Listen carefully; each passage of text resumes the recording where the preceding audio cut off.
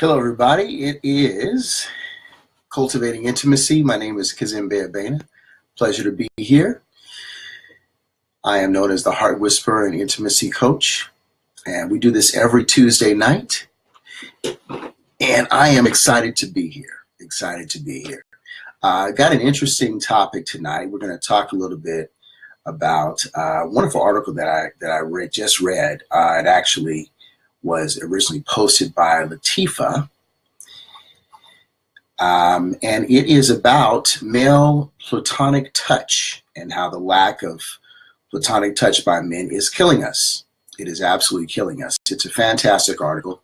I've actually got it posted over here in the description of tonight's broadcast if you want to check it out. And it is, boy, I'm telling you, it's really an issue. I spoke about this last year. I did a video on male vulnerability and how it's killing us. And this, of course, is directly related to that. So I'm going to give it a few minutes for people to show up, and then I'm going to dive on into this. I would like to make this more interactive again tonight. We had a great show last week, so I want to thank those that joined us last week. And I want to make this as interactive as we can again.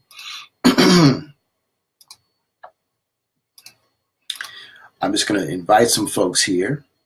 I really think that it's important that we keep it as interactive as possible.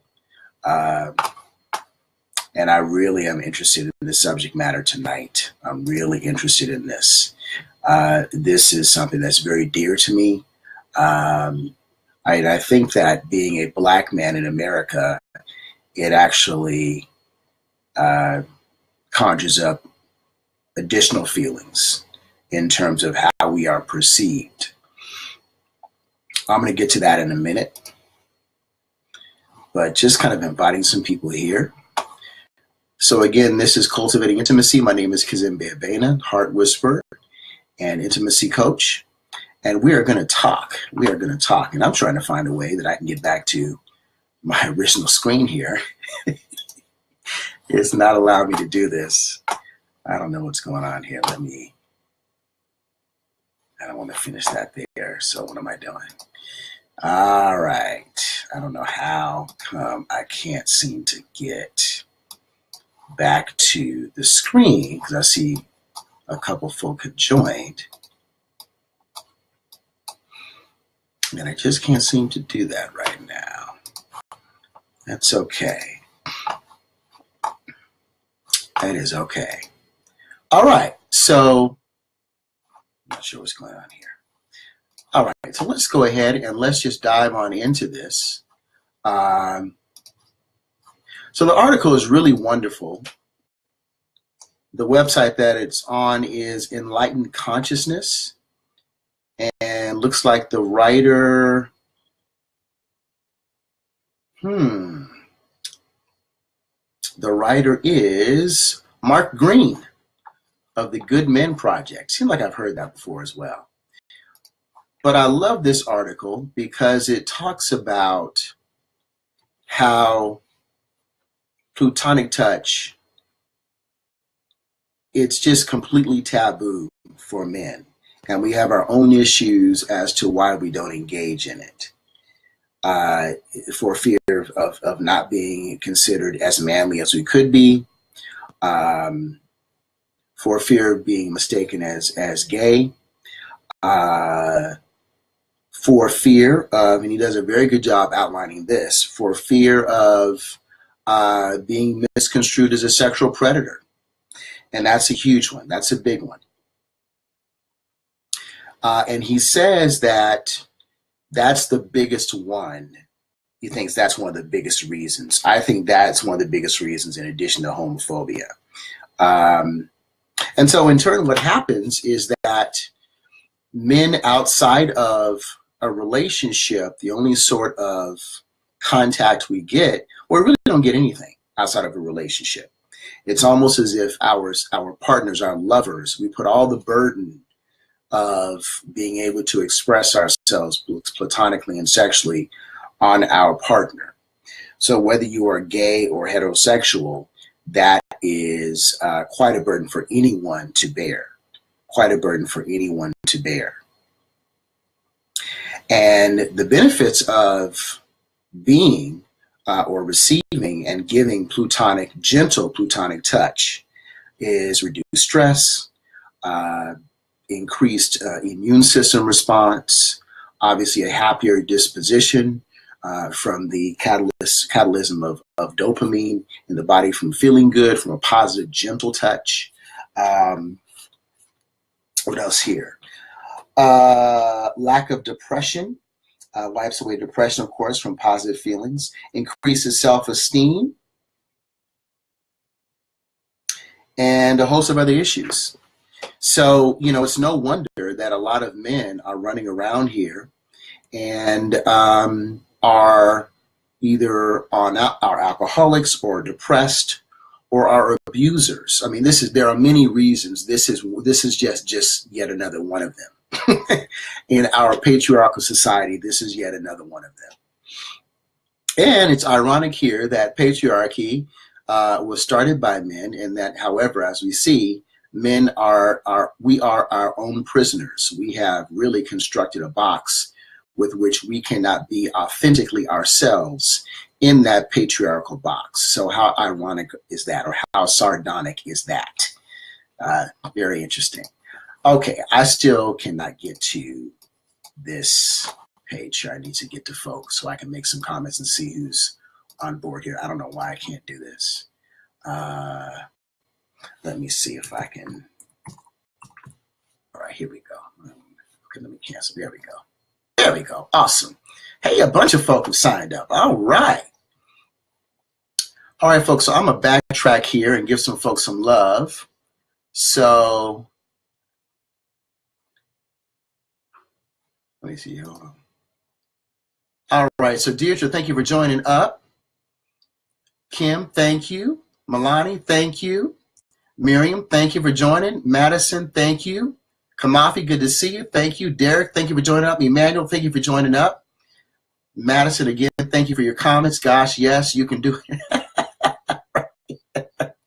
All right, all right. So I finally solved the Rubik's Cube here, puzzle here. All right. So, and I just want to say off the top, and I think I've been pretty vocal about this, and I want to make sure, hey, Sierra, I want to make sure that I continue to be vocal about this. I am about people living authentically, whatever that may mean. So for me, and the way that I view people, and under that umbrella, it means absolutely that whether you are gay, heterosexual, bisexual, transgendered, queer, whatever you may be, if that is your authentic expression, you deserve to be that. So I just want to say that off the top. That's the bag that I'm coming out of. So in terms of a man being with another man and expressing that platonic love or that sexual, intimate love, that's fine on all fronts to me as far as I'm concerned. So just to say that off the top, because again, we as men, we're under a lot of pressure to be a certain way. And that if you are not a certain way, then you are not a man. And just for me, for those that, you know, and I'm just going to say this and I'm going to leave it alone, but for those that question the manhood of a man who wishes to lay down with another man or who loves another man, then the question I ask you is, what are we then to do with our legendary greats like James Baldwin? Because in my opinion, James Baldwin was more of a man than 99.9% of the men walking today. So what are we to do with him then? Discard him? I don't think so. So I'm just going to say that and leave that there. I'm just going to say that and leave that right there. All right. So Kirk. All right.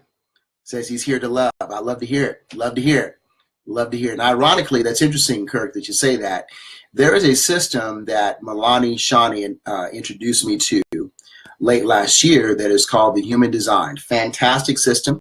Milani Shani does some wonderful work with the system and has been teaching it for years and uses it in her counseling practices, her coaching practices. And it really, one of the things it does is it tells you your your incarnation cross, which is kind of why you're here, what you're here to do. And ironically, mine is a vessel of love, here to show people how to love better and how to be loved. So that's kind of interesting. So I'm right with you, Kirk. I'm right with you, buddy. Like to hear that. Ryan, thanks for joining, my friend. Thank you for joining. Sierra, I think I said you as well. Thank you for joining as well. And I want you guys to chime in. And I'd like for you all to chime in with solutions this time. If you can give some solutions to how we can encourage men, how we can encourage men to be more vulnerable, to touch more, and to receive more platonic touch, gentle platonic touch. Because right now how it is that, yeah, men receive touch, but it's typically roughhousing, you know, man up. Oh, you know, hey, let's see how strong you are, buddy. We're going to wrestle, you know, boom, boom, boom. We're going to throw punches. We're going to spar. We're going to roughhouse. We're going to do this. We're going to do that. But there's nothing that's gentle. And so for the men and women that are forcing their boys and their young men to be hard, that woman that now has encountered that older young man, that young woman that has encountered that older young man, and she has now had to turn him in for abuse. Well, that's the man. That is the man that you have created by not allowing him to be gentle with his touch, by condemning him with gentle platonic touch when he expresses that, by questioning his manhood all the time. You have now created that man that only knows how to express himself physically and otherwise in abusive and aggressive manners. That sort of expression has to come from somewhere. What I love this article points out is that men are simply doing what they have been conditioned to do. They don't know to do anything else. And when a man is confronted with giving another man a hug or, you know, some sort of gentle platonic touch, it's extremely awkward. It's extremely awkward. And it's awkward. Hey, Damali, thank you for joining. It's awkward with another man because of the issues of homophobia in this country. And it's awkward with women because of the sexual predator stamp. I don't want to overstep my bounds. So this article, what this article says is that what ends up happening is that we're so concerned about doing anything sexual that we cut off all sorts of joy, of receiving any type of joy from the act at all. And so we become like robots. We just become like robots. We're just kind of going through the motions. If it's not sexual, it's awkward. And again, all that sexuality and all that energy is simply put on our mates only in the confines of a relationship. And so my question is, how in the world do we expect men, any human being, but we're talking about men here, how in the world do we expect men to all of a sudden be gentle and caring in a relationship when they are not allowed to be that outside of a relationship? And actually barely in a relationship. Barely in a relationship. Typically that man confuses and crosses the lines of sex with gentle touch. The only time that they may be gentle, if they're even doing this, according to some women, it can be rare with a lot of men. Foreplay. Hey, Rita, thanks for joining up. Only in the confines of foreplay do they even maybe do a little gentle touch, maybe. For most men. Obviously, some are. Obviously, some are. So it's really interesting. And what I've seen, women coming to me as clients are coming to me time and time and time again. I can't tell you how many times I have heard this in terms of they complaining about their men, that their men won't open up, their men won't talk, they only touch them in a certain way if they want sex, and then if that's when they're touching them, if they do foreplay at all, it's very short, very truncated, and it's just a tool to get to sex. It's not a tool to be in the moment and to exchange and connect. It's a tool to get sex. Ladies and gentlemen, I don't know how we can be any other way. I just don't, unless we start to really turn this around and open up the door and really help men and women create the environment for a safe expression of platonic touch. Kirk here says, I don't want to be a robot. Love is an open corridor. Gentle touch is a beautiful thing. Indeed it is. Thank you so much for that, Kirk. Absolutely it is. And let me go ahead and look at the definition. Let me read you the definition of platonic here.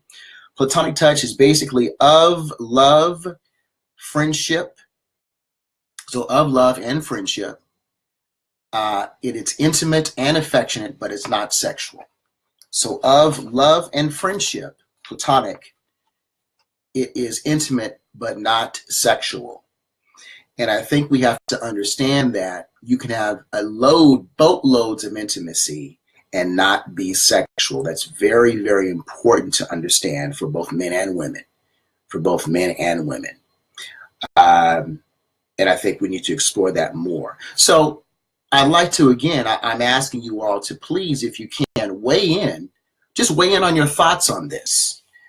What are ways that you think we can help men to be more platonic? What are ways in which we can help men be more platonic in their touch expression, in their gentle touch? How can we encourage that more? I want to, while you all are getting your comments together, I want to say this. Some great things that even this author points out is things like cuddle parties, and actually he used the term snuggle parties, which I've never heard that before. I don't know if that's a different type. Hey, Kaya. I don't know if that's a different type, different than a cuddle party, but he said a snuggle party. But I've been to cuddle parties as well. Cuddle parties are awesome. They're awesome. It's just, if you can just imagine coming into a room, the lights are low. There's a bunch of pillows and blankets around, and people are literally laying with and on top of each other in these environments. And it's just a beautiful thing. It's a beautiful thing. It's non-sexual. Typically at a cuddle party, if it's ran appropriately, you establish some rules up front. What is permissible, what is not permissible, and one of the biggest things that is discussed off the top is, hey, ask permission. Ask permission.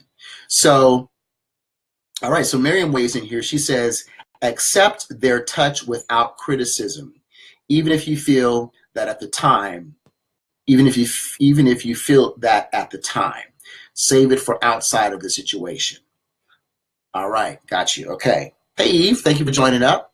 And then she says, big smiles and blessings to you too, Eve. Then she says, cuddle parties are great. Yes, cuddle parties are great. All right, so let me ask you this, Miriam. Let me ask you this. Are you saying to not immediately correct his behavior and to wait till afterwards because you're trying to get him to open up, period? And are you talking about someone that you know or a stranger at a cuddle party? Or if you can expound on that, that'd be great, Miriam. And anyone else can weigh into that comment too. I want you all to weigh in on that comment. That's fine. Because again, what we find is that no one else for men receives their platonic, if anyone at all is receiving it, it's no one else other than their lovers.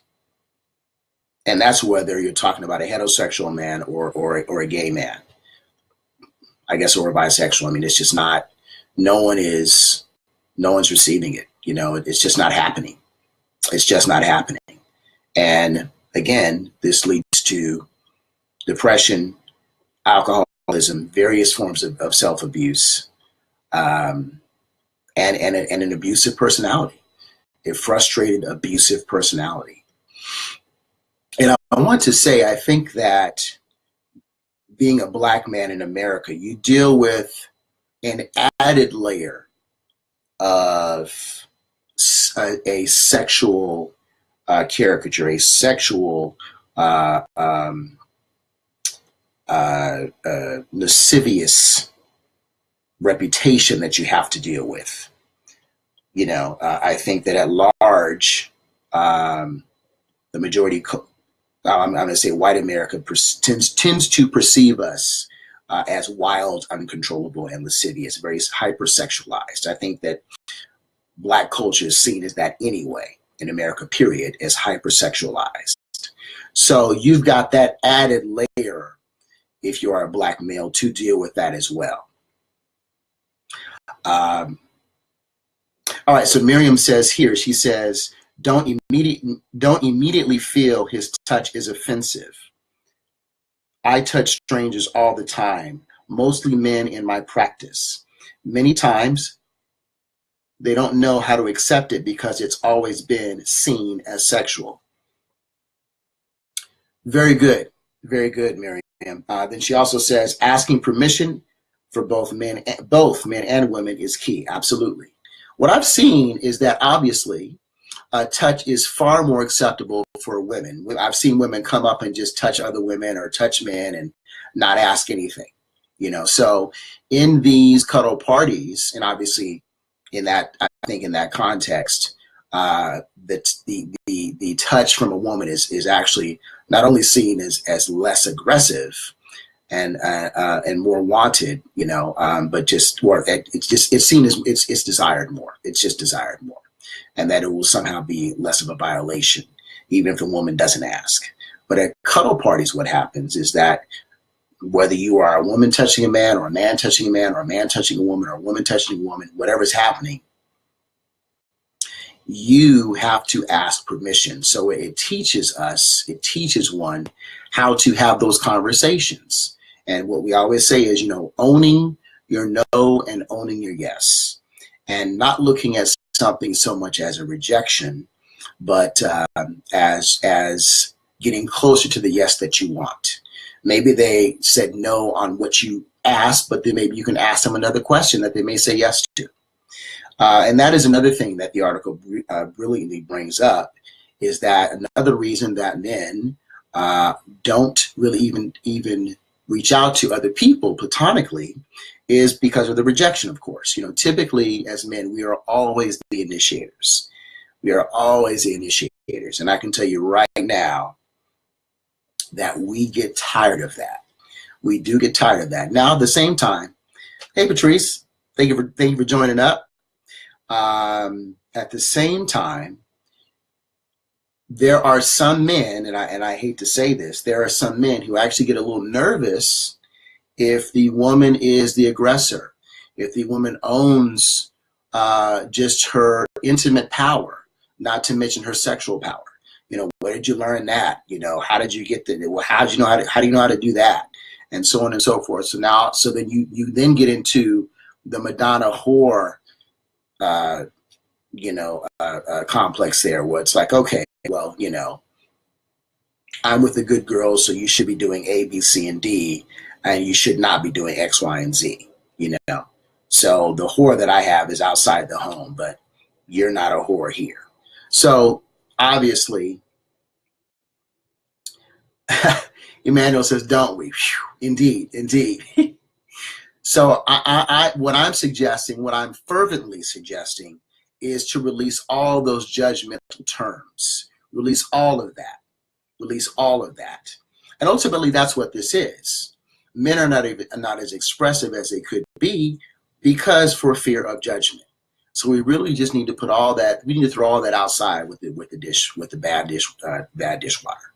We just need to discard it all and allow us to authentically express ourselves. That is an absolute must. That is an absolute must.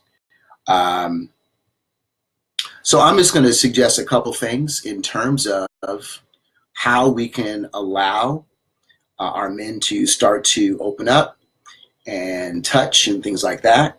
Number one, women, be the initiator. Be the initiator with Plutonic touch. Plutonic touch. I think that you are far better. Hey, Gary, thanks for joining, buddy. I think you are far better at that than we are as men. But initiate that and let him know that you would like him. Sometimes you have to kind of coach and teach and direct. You know, it is what it is. Hey, honey, why don't you put your hand here? Hey, honey, why don't you let me lay my head on your lap? You know, or lay your head on my lap. You know, can I get something for you? You know, would you like some grapes? You know, some crackers, some cheese while you have your head in my lap. Is that okay? Would you like that? Etc. So kind of be the example. Another thing, and in my workshops, what I teach is connection, but the connection starts with a conversation. And one thing that we have to do, one of the first things that we must do when we start to talk with someone, if we want them to open up, is we really need to make sure that we have expressed to them that they can open up without ridicule or shame. We have to make sure that we have expressed that and that they know that. What is the point in trying to get someone to talk if they think you're going to bite their head off? They're not going to do it. They're not going to do it. Feather, hey, peace. How are you? Thank you for joining. Thank you for joining. So oftentimes, women, I think you'll have to be the example. I think you'll have to be the example. You have to be the example, but also I really want you to not shy away from teaching and coaching this man to give you what you need, to give you what you need and also what he needs. I've heard it this week already. What I hear often with men is that, oh my goodness, you know, my boyfriend, my husband, he thinks he's okay. He's fine with me going to therapy with it, but he won't go with me. Or he's fine with me taking this class, this workshop, but he won't do it. You know, our egos, men, our egos are killing us, literally killing us. And I'm hoping that we are on the cusp of a revolution. I'm hoping that we embrace this. Yes, sir, Mr. Yao Morris. How are you, sir? Master Yao, thank you for joining. I really hope that we are on the cusp of a revolution here, because we just can't continue in this fashion. We can't. It's just, we're like Frankensteins walking around, Frankensteins and gorillas.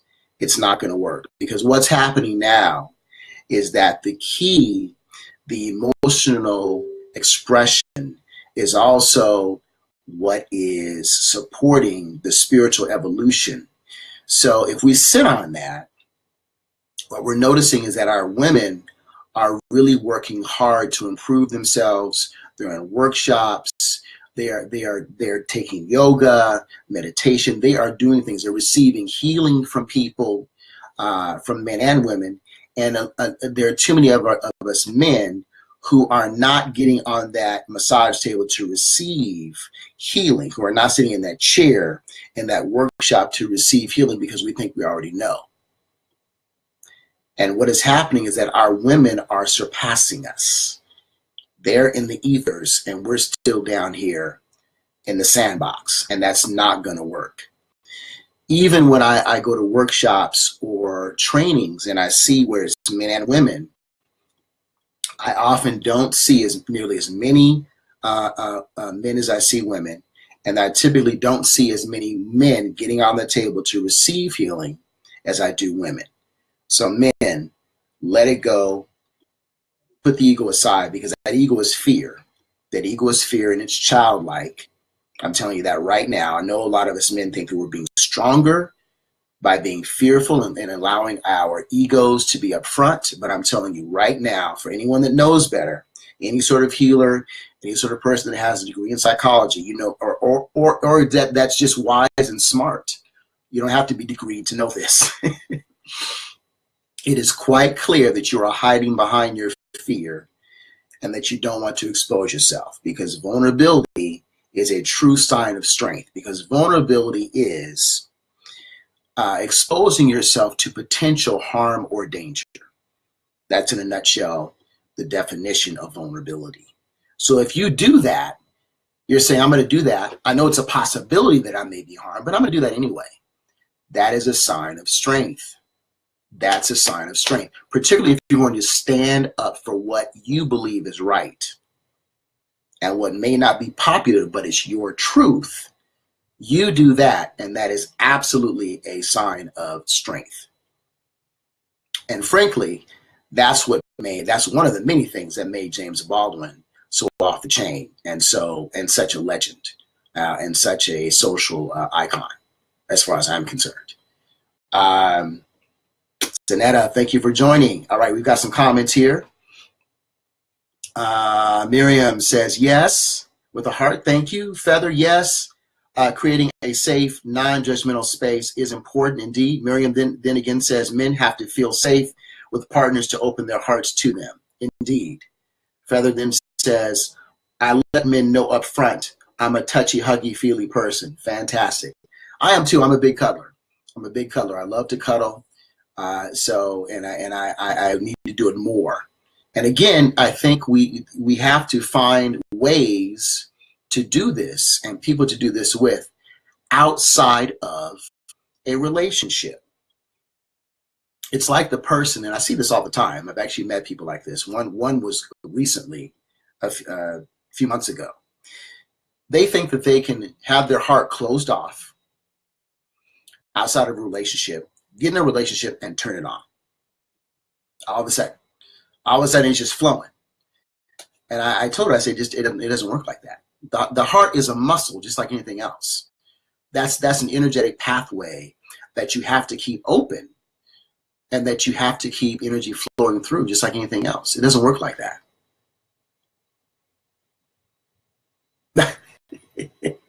Thank you, Zanetta. You say I'm a good hugger too? Well, thank you. Thank you. All right. Rakia, thank you for joining. Thank you.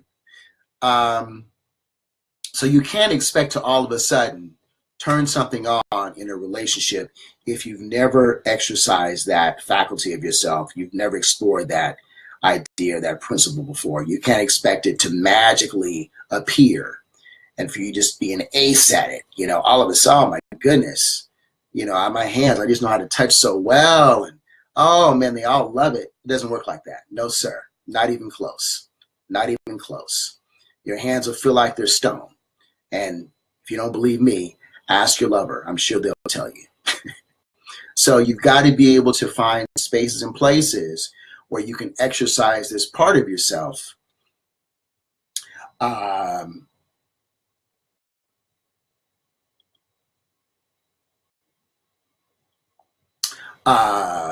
I just saw a comment from Master Yao, and let me go here. Mr. Yalmore says, yes, men need a safe space, but in my opinion, they do not need to be overly cuddled. They need to step up. All right, so I'm going to ask you what step up is, Master Yao. I'm going to ask you what that is, and I'm going to say this. We're at such a deficit. We're at such an unbelievable deficit of men being touched platonically that we have, as far as I'm concerned, we have a long way to go before we get there. I mean, we just have a long way to go. So I certainly hear you. I agree that men learn differently, that, particularly with the archetypes, of the hunter and the warrior, and absolutely, no question, no doubt about it, no doubt about it. But I think we have quite a ways to go before we get there. Quite a ways to go. We're just suffering. We're just suffering. We're just suffering. We're stiff. We don't know what it means to be sensual. We don't know what it means to be intimate and not sexual. We have no clue what that means. We just don't know. We just don't know. Mary McPherson says, Eve says, practice makes perfect indeed. Miriam Pierce McPherson says, men's cups are empty when it comes to intimacy. They have too much to do. Indeed. I think, and that, actually, Miriam, you bring up a good point. And I understand what you're saying again, Master Yao, about men, men stepping up to protect, etc. That energy is just different. But I will say this: a man can stand up and protect better.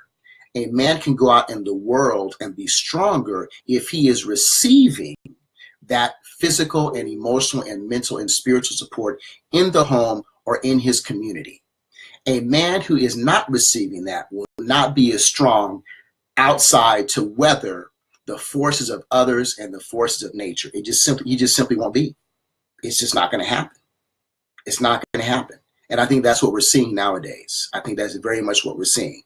And when I say support, I'm saying when he needs it, because we can't forget that we are human beings first. We are human beings first. We have a heart. We have a soul. We have a spirit. We're human beings first. And I think that we absolutely forget that far too much. And we put men in the robot category. And then we have what we have today. It's no wonder. It's just no wonder. But I absolutely do agree with you, Master Yao, that there is a difference in that male energy.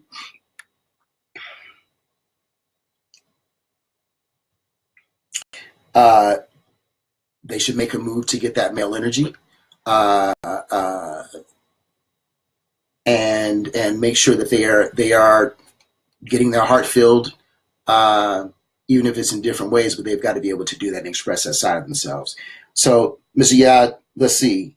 Master Yao says, Kazembe, I mean, they should want it too and make a move to get the touch in healing.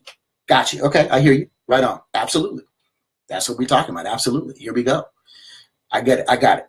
So they should step it up. And that's what we're talking about. Men, we've got to really get from behind that ego shield and step it up, as you're saying here, Master Yao, and I appreciate that, and see that there is no shame. There is no shame in receiving this intimacy. We've got to do this. All right. So, men, if your lover is saying that they need something from you, they need more emotional support, they need more physical touch and contact, you do as well. You probably do as well. So it would behoove of you to engage and see that relationship as a partnership, so that you all can give each other what you need. All right. So the couple more. So thank you for that, Master Yao. I see what you're saying there. Thank you. Miriam says, we expect men to protect and keep us safe. Men need safety too. That's where the intimacy comes in. Very good. Absolutely. So that kind of echoes the point I was saying before. That is the bolstering that men need. The emboldenment that men need comes from that intimacy that their lovers can give them. So absolutely. All right, y'all. It's about 9:40. I've gone over. I'm gonna cut it here. Thank you so much for the comments, everybody. Thank you so much for joining up. Please spread the word and share this. Please do. And I appreciate everyone's comments, and I appreciate you joining me on Tuesday nights, as always. Again, we'll do it next Tuesday. Again, we're going from 9 p.m. Eastern Standard Time to 9:30. My name is Kazembe Ebena, the Heart Whisperer and Intimacy Coach, and I'll see you next time. Do yourself a favor, and this week, see if you can platonically touch a man and encourage him to do the same, and see if we can get that ball rolling. See if we can at least have that discussion and put that into action. All right. Thank you, everyone. God bless you. Peace and love to you. Good night.